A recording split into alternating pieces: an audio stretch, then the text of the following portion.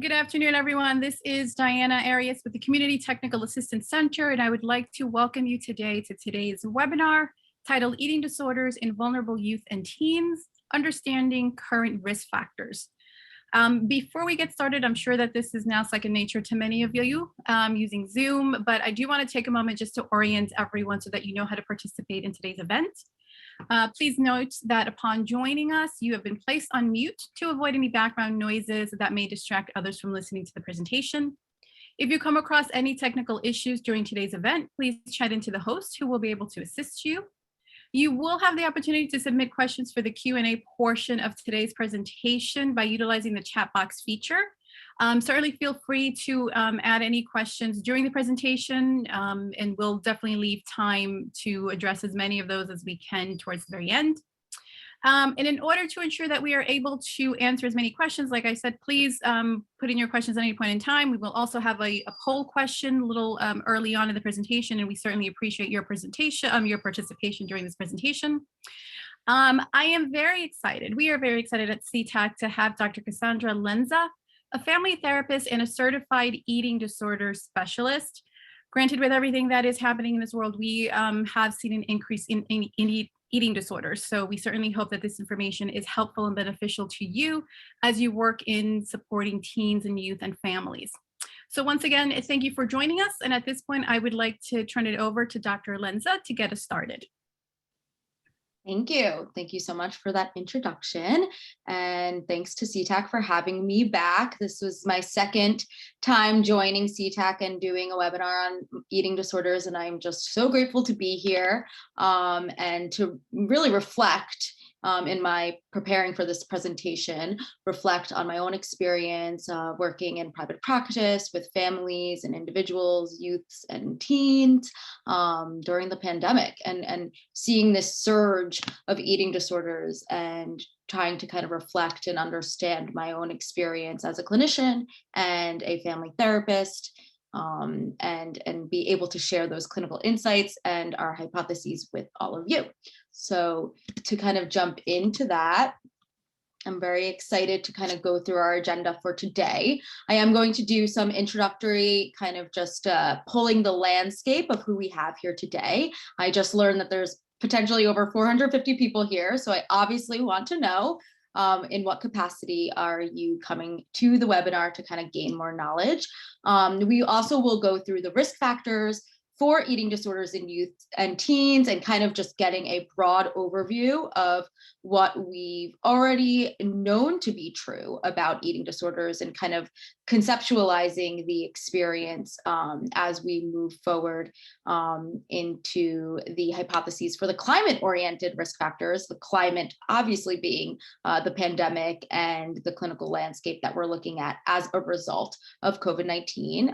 And I think we can all kind of reflect on our own experience and experience as clinicians. We'll also go into diagnosis and assessment considerations because I certainly want to leave you with some information. Oh, great. You guys are coming in with all of the, we're going to do a poll. So you don't have to tell me just yet. We're going to do a poll on Zoom, but we are doing a little poll on the next slide. But yes, I do want to leave you all with some diagnosis and assessment considerations so you can take some action in your own caseloads. And we're going to do a case study, hopefully, and end with some Q&A if we have some time. I really want to leave about 10 minutes or at least 15 minutes so we can do some question and answer. So here's the poll that you can all do if you haven't already chimed in. So I want to know, in what capacity are you supporting youth and teens? You may be a clinician doing, therapy or some type of crisis management with youth and teens. If you're a medical doctor or psychiatrist or someone in that kind of sphere, I would love to know. A social worker, case management, peer advocate, providing services, a parent or a caregiver looking for more information. Obviously, we know that as eating disorders in youth are continuing to be on the rise and continuing to surge, I have a lot of parents reaching out just for knowledge and education. So if you're here as a parent or a caregiver, I hope to shed some light for you. None of the above. if you will. So thank you so much for chiming in. Excellent. It looks like we have a lot of clinicians here, which I'm really looking forward to kind of shedding some light on for all of you, exactly, what we've been seeing as eating disorder professionals. Awesome. Thank you so much, everyone, for sharing that. Oh, I saw the poll, but then it was gone. Can we get it back? Awesome. Okay, so in the poll, in what capacity do you support youth and teens? About 45% of you are a clinician, and that is awesome because we're definitely going to be talking about how you can work with your clients in your caseload today, and I really want to provide that for you. Also, if you're a social worker, case manager, or peer advocate of some sort, this will definitely apply to you as well. 38% of you are in that sphere. We have 3% medical doctors and psychiatrists, 3% of parent and caregivers, and none of the above. So please use the chat function to add in your specific qualifications, because I would love to know so I can tailor some of my insights to all of you. So here's my little introductory spiel. The media messaging that is surrounding eating disorders in youth and teens. Here is just a snapshot of the messages that I got when I Googled eating disorders, pandemic, youth and teens, kind of that trifecta of information. And these messages are super terrifying. Here we have, a few headlines. Eating disorders in youth rose during COVID, but the signs aren't what parents might expect. COVID-19 pandemic increased eating disorders among young people, but signs are unexpected. Here's a great one.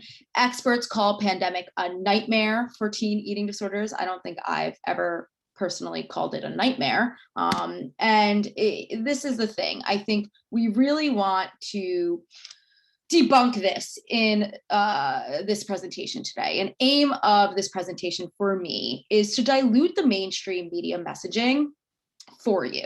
And then by way of this presentation, for your work. So with your parents, with your caregivers, with your teens, with the youth themselves. I'm gonna hopefully remind you in this presentation, that the clinical presentation that we're seeing is very comprehensible. It makes sense. And therefore, because it makes sense and because we can conceptualize it as clinicians or as providers, it's not going to be so scary, hopefully, by the end. And that's really a goal of mine, to kind of challenge these headlines. We will get into it later, but the media causes a lot of undue anxiety. And I definitely want to hopefully have you take that away if there's one thing.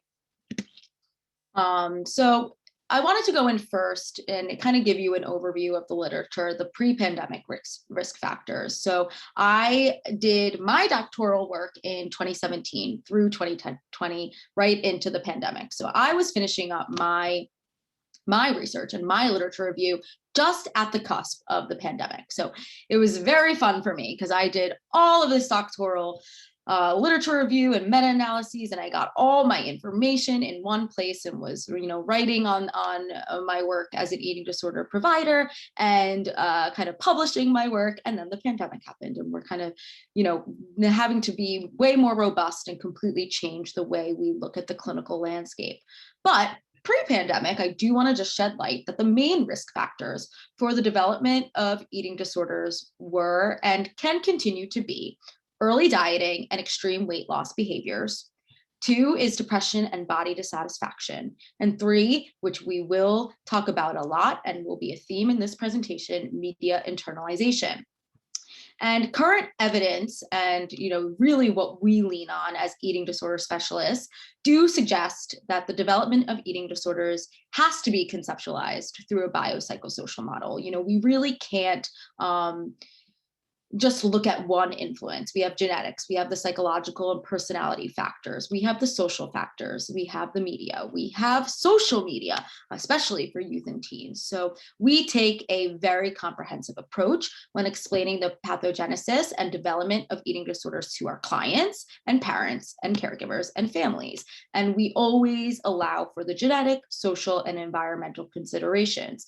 early on in my career, I kind of heard an analogy that has stuck with me all this time, and I share it with all of my friends and family and parents and caregivers when I describe my work. It's especially relevant right now, especially when we talk about the holidays coming up. I like to use the analogy of the ball of wires, and so I heard this at a previous presentation a few years ago. If we use, like, let's say Christmas lights or holiday lights as the ball of wires, we get them out at this time of year, and they're all tangled up. We don't know which ones work. We don't know which ones are broken. We don't know which wire goes to which one ends, which one begins. And I want you to take that analogy and do with it what you will, that an eating disorder is like a crumpled, messy ball of wires. We can't exactly pinpoint the exact origin.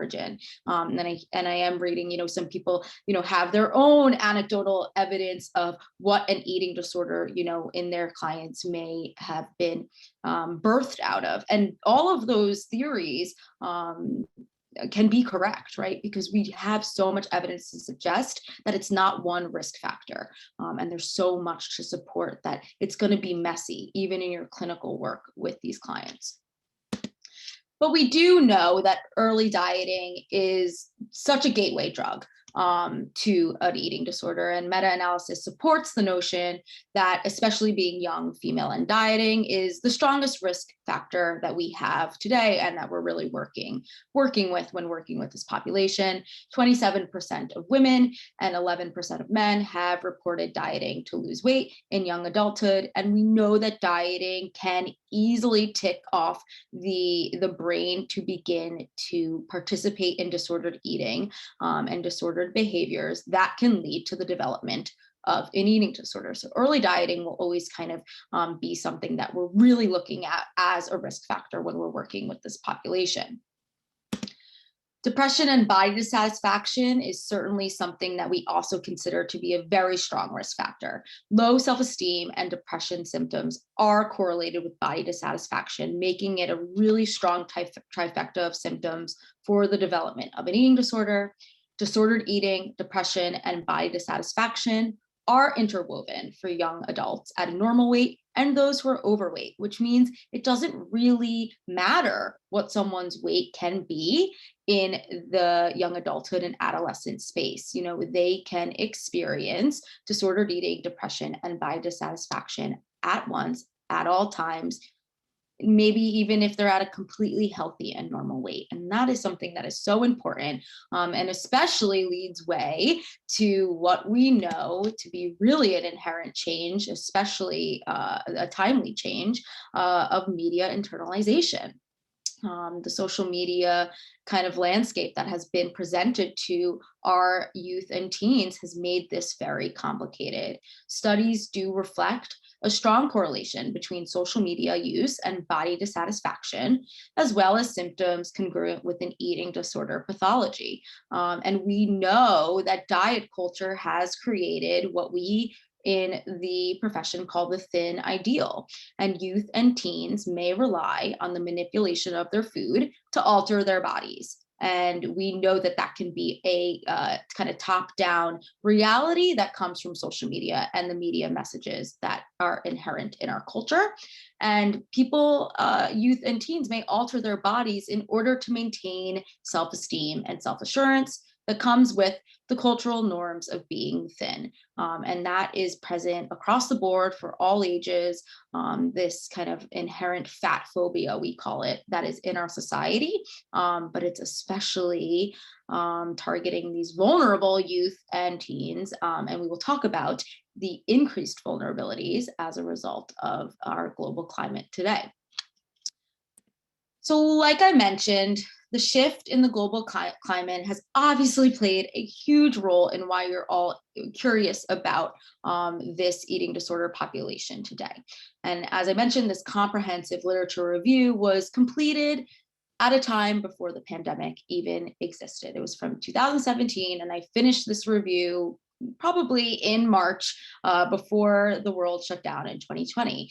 And this review really corroborated the common attitudes that I've experienced as a decade-long eating disorder professional about eating disorders, the social climate, associated predispositions, and the matched clinical experiences of my peers. So, the literature review that we had really did a good job of encompassing what we saw in the clinical landscape.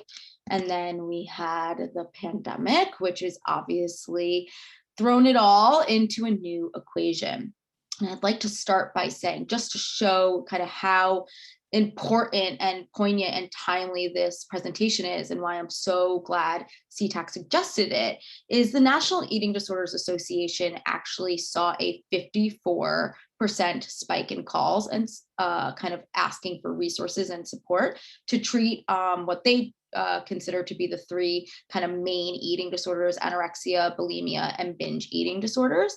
And experts, including myself, we are going to obviously blame the surge of calls in support due to stress, isolation, and excessive use of social media, which we will get into during the lockdown beginning last year.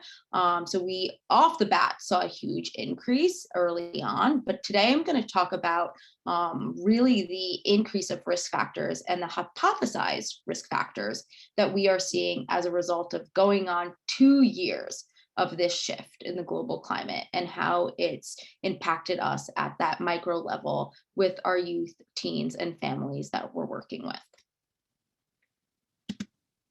Okay, so we're going to first just explore the current risk factors.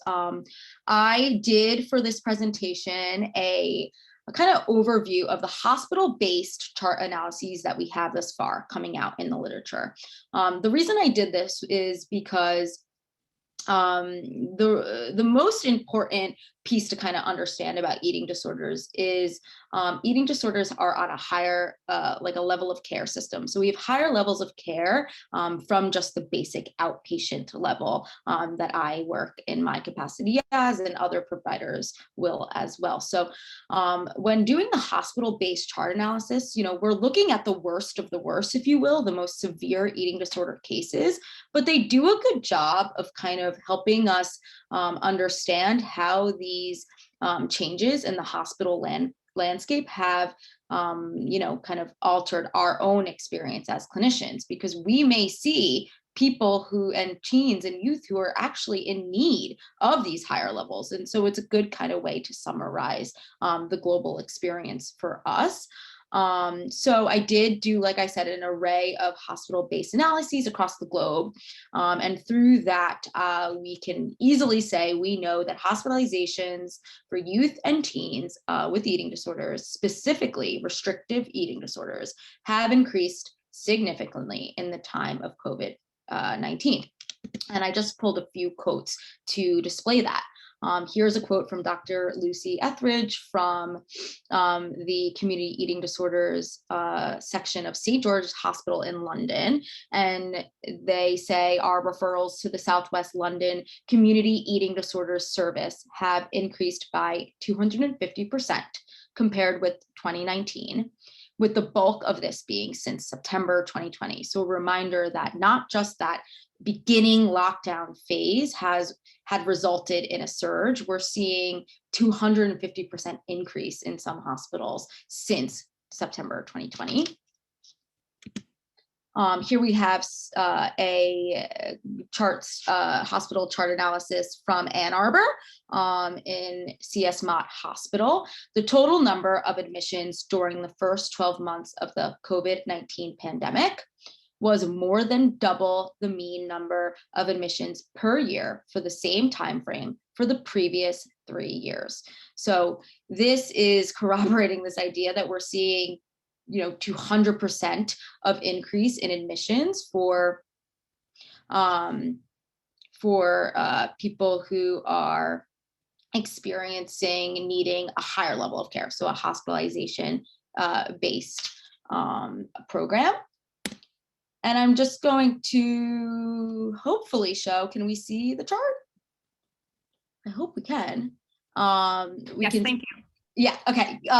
We can see this chart here, and I'm no statistician, but I can say that looking at this chart, it's very clear that we have a huge uptick in adolescents aged 10 to 23 years admitted to a hospital in Michigan, the one we were just talking about in Ann Arbor, for eating disorder related medical complications. So when we're talking about this affecting children up into the place where they need serious medical care, we can see this right on this very kind of obvious chart increase here. And I really just value this image so much. I'm a visual person. It just shows just what we're dealing with.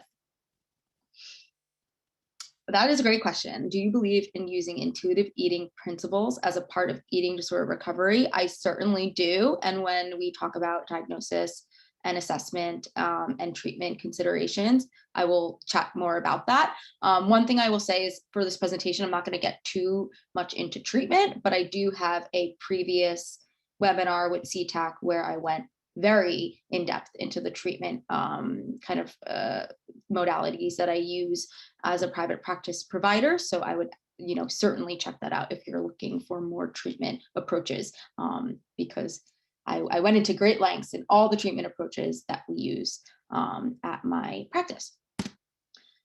So here at home,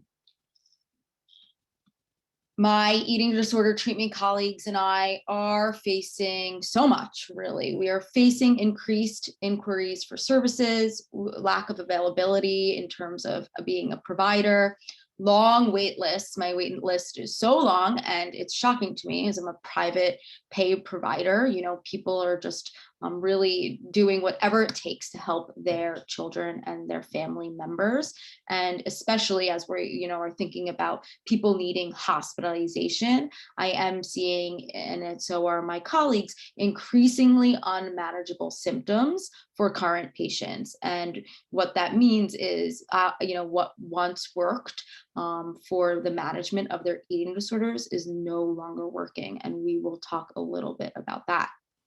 I do know that a private pay treatment center in New York is currently facing wait lists of 6 to 8 weeks. And that means that people are pulling out all the stops to help their loved ones get treated for their eating disorders. And we are just seeing an explosion of this need for services. And as providers, we simply cannot keep up.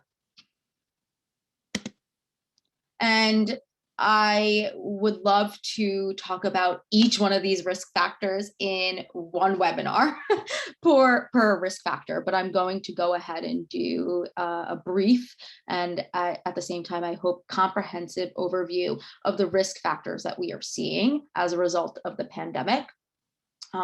These two are the two that I find that I'm working with the most.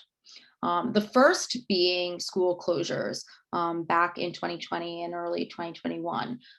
School closing to me was, in my caseload, was probably the most significant kind of trigger for the youth I work with and the youth that have come to me as a result of the development of their eating disorders during the pandemic.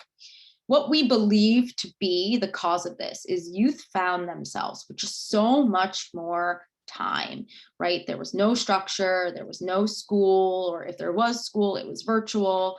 And what we found is teens and kids ended up filling their time with dieting and exercise as a way to control. I'm sure we all experienced an urge to control something. So we found that youth were using diet and exercise as a way to control for the loss of structure they were experiencing and the inherent social isolation that came from being home from school. And obviously that lack of socialization is so incongruent with a kid and teen's experience. Think back to when you were a kid, all you wanted to do was to hang out with your friends, and to not have that experience and to be so isolated. We found that to be so damaging. And really, I think filling their time with diet and exercise, you will learn in later slides, it just made sense based on what we were seeing, and thinking back to our own experience, just being fearful, like, what am I going to do at home with all these snacks? And then kind of having that kind of trickle down to the child level. And it's heartbreaking when you think about kids filling all this isolative time with diet measures and exercise. Going back to what I said before, early dieting is the gateway drug of developing an eating disorder. So this dieting that happened as a result of control and controlling the lack of structure and social isolation, that really impacted these kids. And we really have to think of school closing as a really unfortunate step in the development of eating disorders for our vulnerable youth.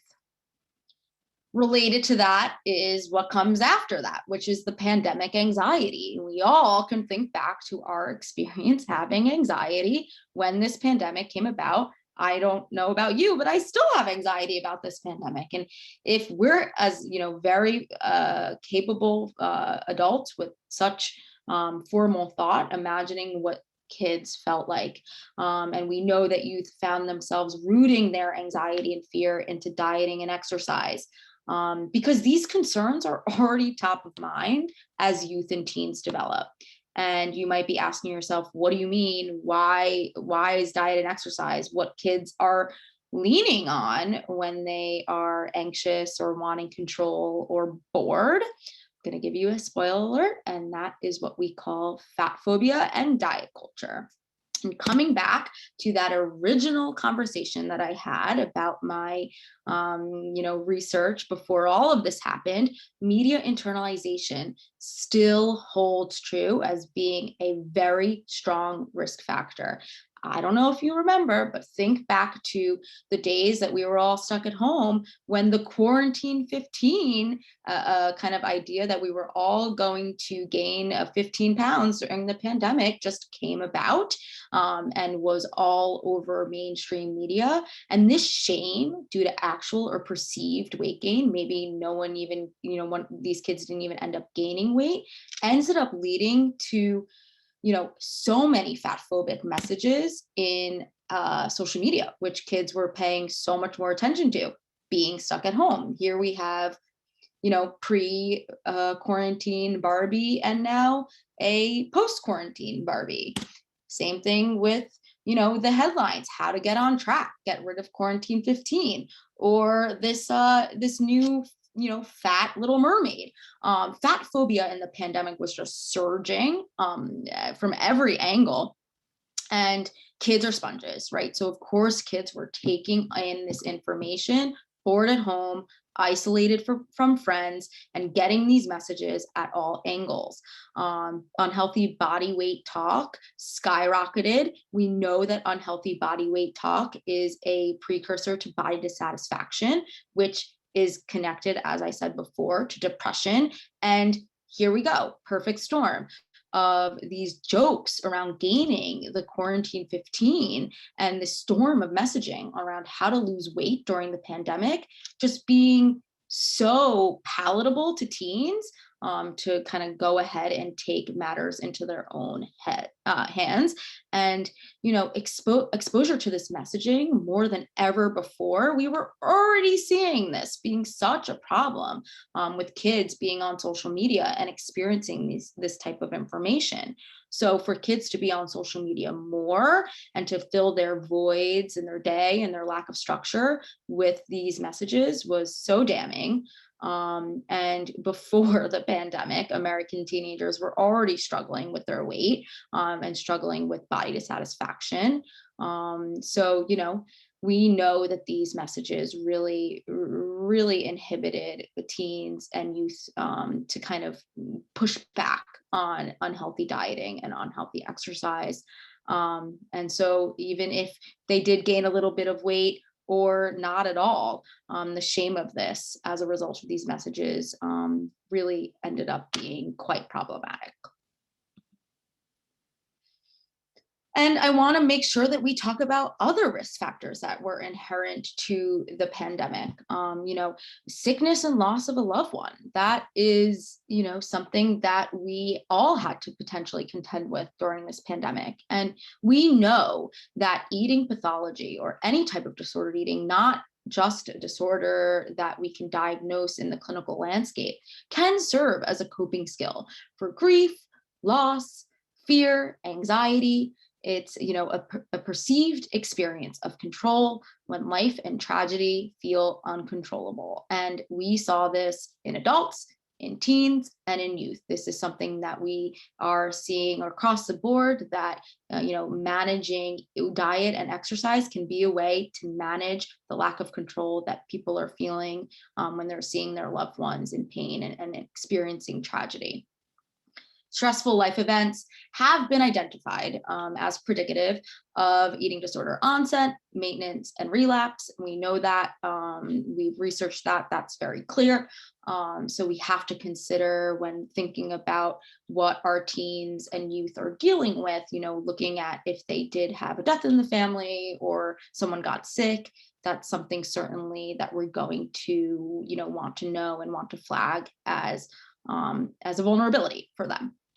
Just gonna take a sip of water.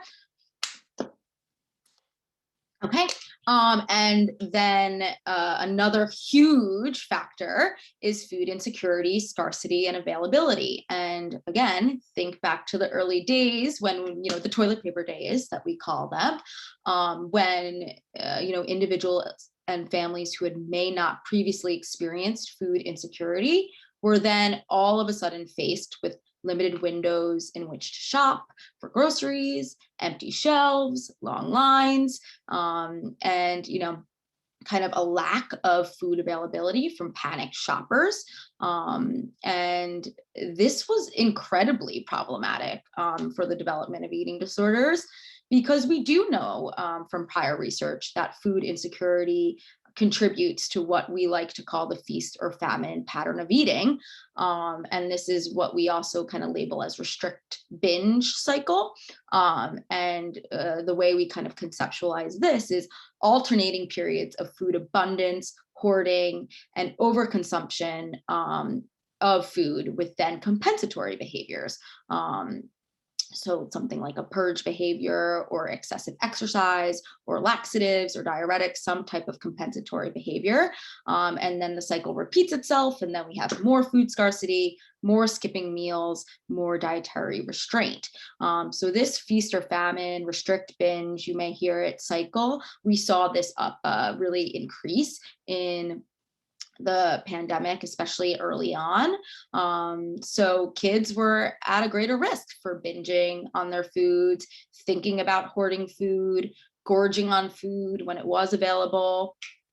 Research shows that compared to teenagers that families had enough food, those in homes where food was more scarce are more likely to fast their food, to skip meals entirely, and to abuse laxatives and diuretics, which is just so heartbreaking as a way to control their appetite. And so it just really is something to consider.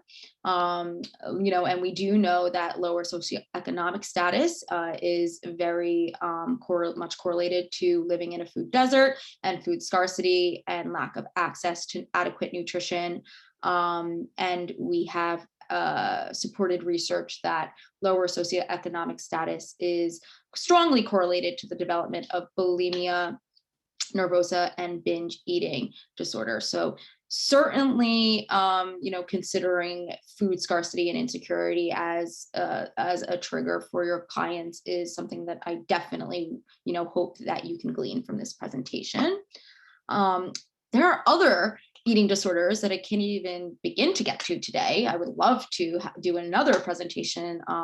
Diane and I were talking about doing another presentation on ARFID, which is avoidant, restrictive feeding and eating disorder. And even that eating disorder, which has nothing to do with kind of controlling one's weight or bodily appearance or lack of control.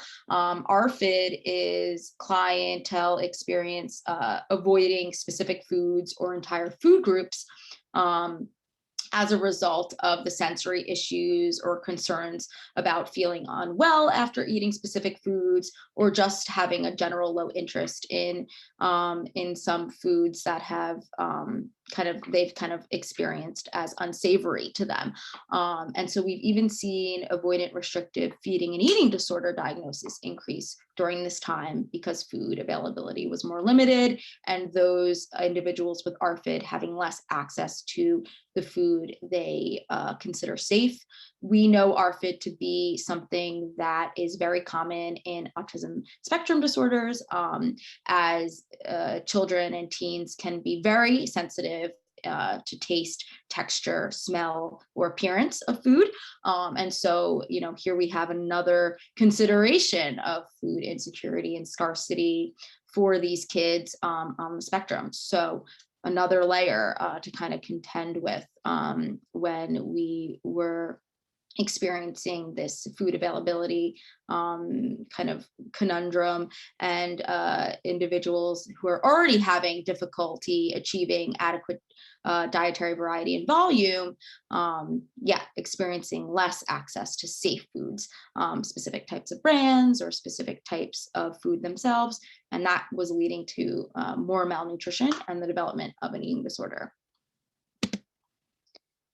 Oh, I think someone just mentioned this, and it's certainly something that I've been seeing as well and want to highlight. Great. Other instabilities at home and with family. One of our attendees mentioned this, and I completely agree that dysfunction and conflict at home, which certainly increased during quarantine, is a significant risk factor. I completely agree. Children who report exposure to marital conflict specifically are more likely to engage in a range of disordered eating behaviors, including restrained eating, emotional eating, and externally driven eating, all of which that we saw in the pandemic.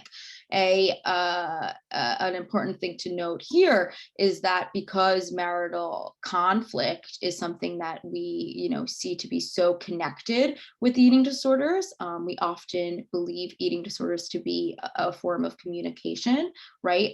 So if you are asking your clients if they've experienced their parents fighting or conflict in the home, that could be something that you kind of flag as a screening question to get more information on their eating, because perhaps the way they're eating is a way they can be communicating that this conflict is really upsetting them and really challenging them as a kid or a teen in that situation.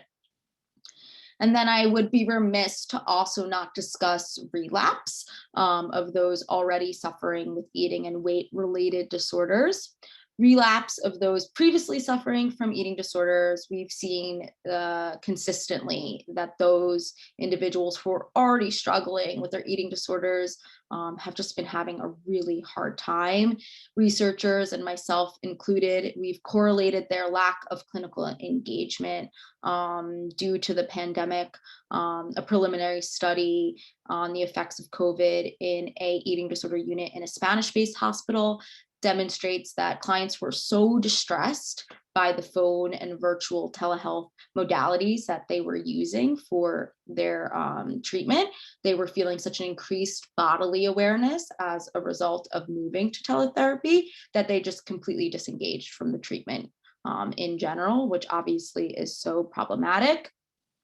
So we certainly saw those who already previously struggled with eating disorders relapse as these risk factors continue to grow in their own lives, and then access to traditional therapeutic interventions that we're used to, things like exposure therapy, feeding therapy, in-person therapy just in general, was thwarted in the pandemic. So I have a little bit more time, and I'm definitely going to go through with all of you the diagnosis and assessment considerations so that you can take away some ideas on how to help your clients. We do know that early intervention and understanding of the warning signs is imperative. So if any of these risk factors are, kind of ringing true for you and your clients, certainly spend some time exploring them with your clientele. And signs to explore with youth that you might also be seeing in your sessions is if the client is discussing dieting, food obsessionality, or weight control measures more and more in their sessions, if they're discussing exercise with greater interest, especially if your client has not discussed exercise at all before, or movement, increased anxiety just in general across the board, especially surrounding the pandemic and pandemic related fears or worries, social confinement and isolation, increased body dissatisfaction. It's always good to ask your teens and kids how often they think about their body, and if they're satisfied with their body or dissatisfied. You'll glean a lot of information, hopefully, from that question. And then any weight loss or gain, any sudden changes on their growth chart, if you're in correspondence with their doctors and pediatricians, those are definitely going to be signs that you just want to look more into the possibility of the development of an eating disorder. And I should just say that any change in food or weight control habits for kids at this point should be highly speculated. Anything such as restriction of their food intake, any dieting, any binging of food, any constant thoughts of food. I always love to ask my kids, hey, how often are you thinking about food a day? You know, food is great, food is yummy. If they say 15 to 20%, that's super normal. If they say 70 to 80 to 90%, that's a concern. And so that's definitely a screening question I often ask. Sorry about that. And then social isolation, obviously being a strong risk factor and a strong indicator of anxiety, depression, and eating issues in youth. I definitely ask my teens and kid clients if they're engaging in socializing again, if they're engaging in virtual or in-person peer support and communication, eating out with friends, having play dates, because we want that for them. We need that for their experience as being kids and teens coming out of their quarantine and this very difficult time. And then if you do suspect any weight loss or gain, like I said, you definitely can reach out to their doctors and get a release to talk to them and get some insight into their growth charts, because any dips or kind of increases in their growth chart can be something that we are going to consider as problematic if they had a relatively normal growth chart up until the pandemic. And if warning signs are mounting, you know, engaging the family, their caregivers, is just the next line of defense. We want to provide the psychoeducation about the increase in eating disorder behaviors as a result of the pandemic and share with them, hopefully, what you learned today, which is this surge of eating disorders is, you know, about 200% of what we were seeing prior to the pandemic. And there are so many risk factors that we're looking into. You can collaborate with the school. Hopefully your clients are back in school, and kids being back in school is a really good thing for the the ability to temper eating pathology and eating behaviors. You know, in school, hopefully kids have more access to food, and at least the school providers can monitor at least one meal, which is the lunch meal. And collaboration with the school and healthcare providers is something I do for every client under 18 and even clients in their adulthood, because that collaboration is so instrumental to kind of treating their eating disorder and keeping them on track. And of course, I will plug my eating disorder specialist colleagues because we are well trained in this sphere. Consider bringing in a trained eating disorder specialist to assess the child, or plan for the client to attend an intake at a higher level of care, such as an eating disorder treatment center, if you're really truly concerned that an eating disorder has kind of been birthed out of their pandemic experience. I just listed some resources for New York and New Jersey based treatment centers. We have in-person services at Balance, which is based in New York, Hidden River, which is a residential in New Jersey, Center for Discovery, which is in Northern New Jersey, We have virtual options now as well through the Renfrew Center, which has locations both in New York and New Jersey, and a new completely virtual platform that I'm really loving called withinhealth.com. So, we do have a lot of resources, and I'm very happy to collaborate if you send me an email about, good, solid treatment centers and that I've worked with in the past that can help your client. Because this is such a comprehensive topic, and I could go on and on and on ad nauseum, I'm going to go ahead and plug other resources that I love. The first is a self-promotion, a chapter that I wrote in Shared Trauma, Shared Resilience during a pandemic, where I listed ways that we have adapted treatment as clinicians for eating disorder clients, youth and teens and adults alike. And that's a little bit more of a treatment oriented and a clinician minded chapter. And this book is just absolutely amazing. We have so many anecdotes from different clinicians in different clinical landscapes, and this book is so beneficial to me. So I strongly just recommend it. But I am in that book as well, talking more about treatment. And then I will put this article link in a document that I send out to all of you. Yes, we will send out all the resources. And there is a great article in the Eating Disorders Journal of Treatment and Prevention that really goes into COVID-19 risk factors for eating disorders more in depth than I could today. So I will absolutely send the list of the treatment centers and the resources, both the book and this article that I really love, to all of you. I am, going to just briefly overview on this kind of case study, which is kind of kind of like a synopsis of really all my clients that I'm seeing. Basically, what I want to be the takeaway from this presentation is that we are experiencing a minefield of triggers as eating disorder clinicians as we are navigating the pandemic and our youth and teens. Here is a cis female age 13 and 14 through the pandemic, completely normal weight and height, no evidence of an eating disorder before, developmentally appropriate height and growth chart per the pediatrician's report, and developed anorexia and loss period during the later months of 2020.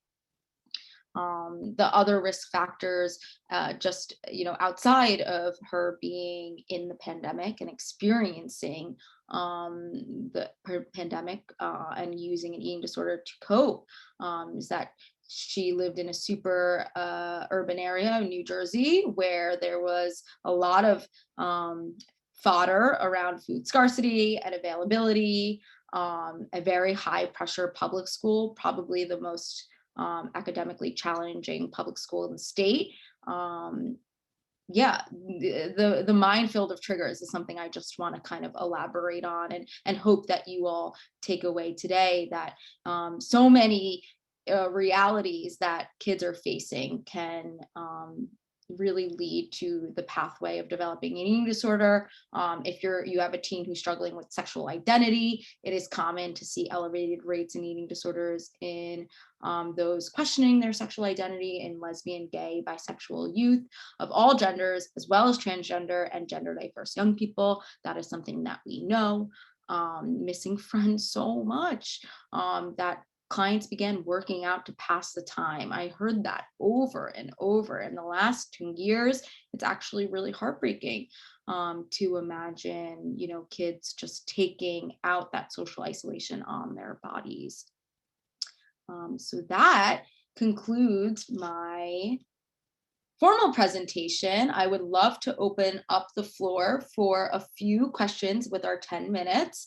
Obviously, if you have a specific question that I might not be able to answer in depth for you, you are happy to email me. That is my email. But I certainly can answer a few questions. I'm not sure, Diana, do you want to field me questions, or should I just take these two from the chat? Sure, yeah. If you want to start at the very end, and I can certainly field in the other questions, that would be great. So I'm going to take these two from Marissa and Maria. Thank you for coming in and sharing. Are there any helpful interventions we can use in one-to-one counseling with our 10 to 12-year-olds who are expressing being dissatisfied with their bodies? There are. My first suggestion to you is doing two things.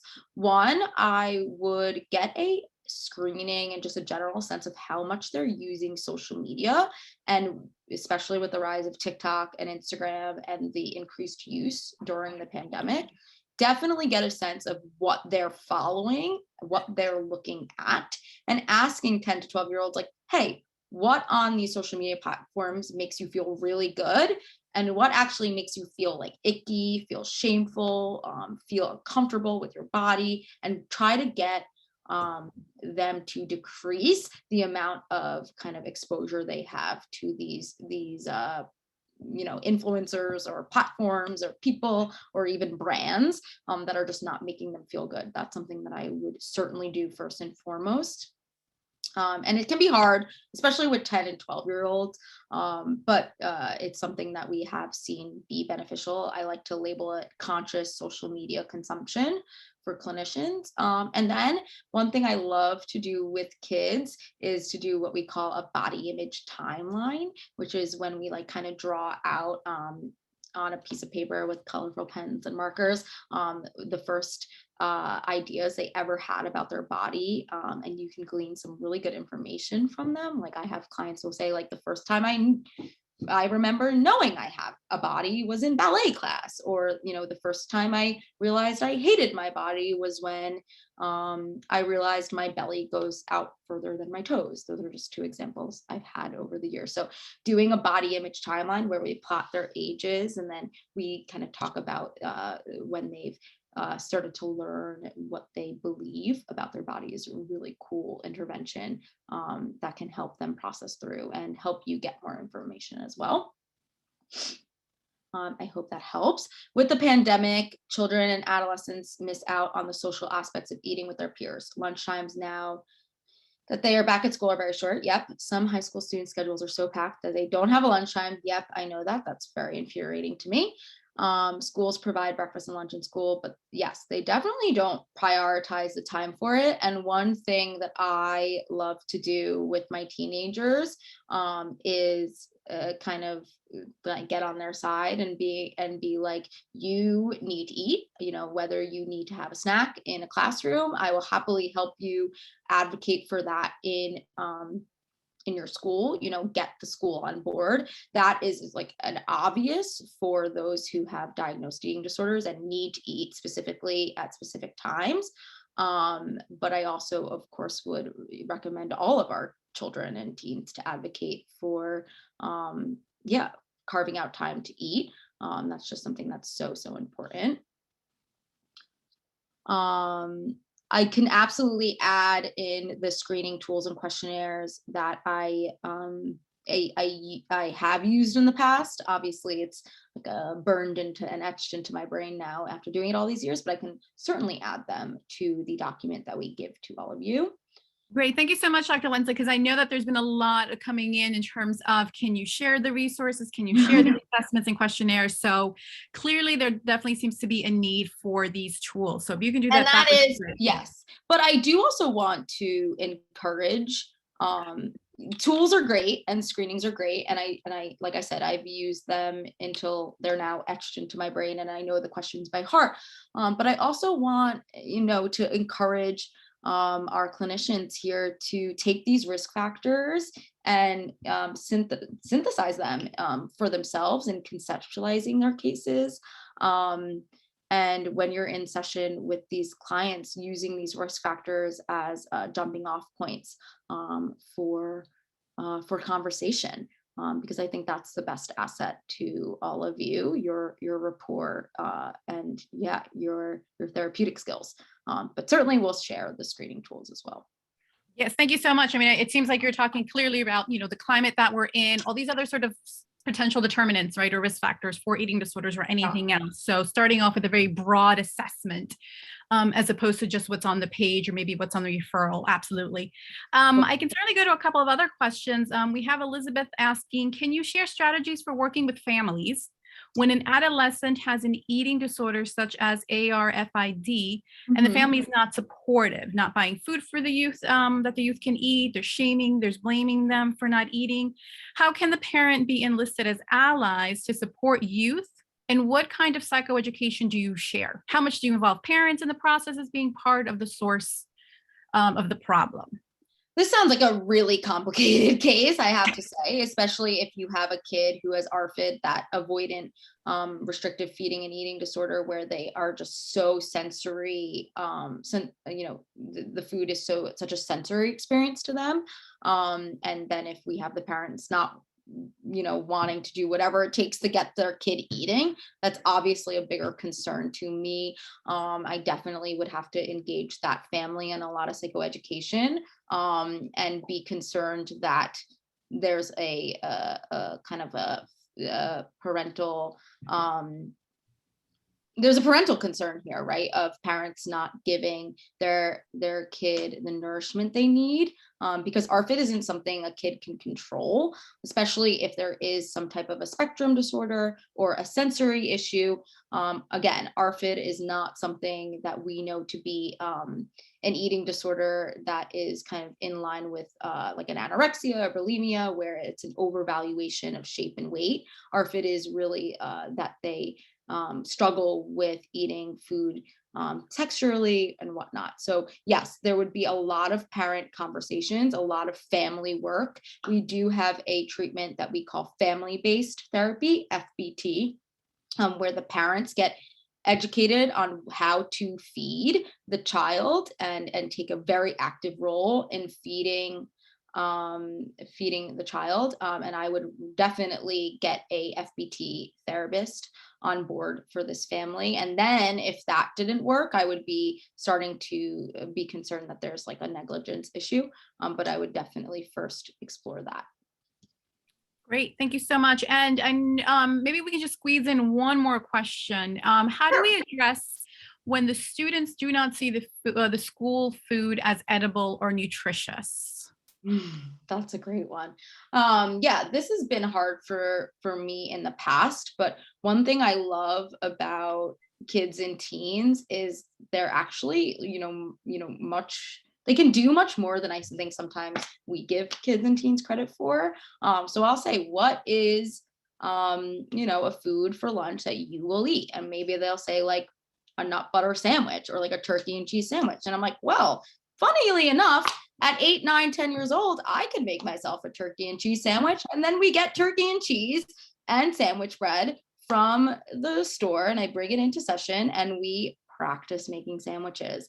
And so, one of the great things about being an eating disorder specialist is I am so hands-on with my clients, and I take them to the store. I'll take them to go clothing shopping if they need new jeans, and I'll help make sandwiches with 13, 14, 10-year-olds. So I think the reality is, we have to get creative, especially during these times, and enlisting the child in the driver's seat is something that I think we often lose sight of.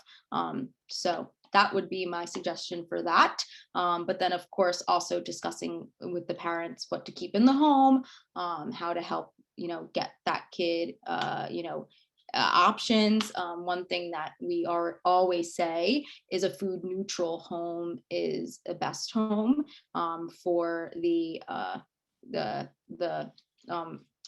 early intervention for an eating disorder. So a home that has abundant food, and food is talked about as something that is a neutral thing. It's something that isn't good, it isn't bad, it doesn't have morals, is a great way to help kids along on their eating journey. Great, thank you so much. And I think that's a great way to close out, right? Because I think during your presentation, you also mentioned that everyone, right? Not just, youth and children, but all of us collectively are living in this time frame where there are so many unknowns, right? And trying to get control or a sense of something or other. So if you're working with that child to really empower them and think through, hey, how can we actually make a change? How can we make that sandwich? The fact that you do that with the people that you work with, I think is utterly amazing, because it takes it to that the next level. So I think it's reminding yourself that we're not in predictable times, and therefore maybe you as a clinician might do something unpredictable, but it might really work. Absolutely. Thinking outside of the box at this time. Yeah. So I do want to thank everyone. I want to be cognizant of time. Dr. Lenz, if you can move us forward to the next slide. I do want to highlight, as Dr. Lenz mentioned, she has presented to our audience beforehand. Here are some additional resources. If you want access to these previous recordings, please go to our website under trainings. Click trainings under the drop-down menu, and you can type in eating disorders to get foundational information, to get information on evidence-based practices. That second one is by our Dr. Lenza.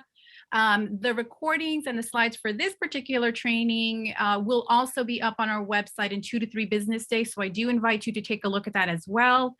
With that, I also want to highlight some upcoming events on our following slide. We know that 2001 is wrapping up, but we do have one additional event that hopefully is of interest to you, and then another one in January.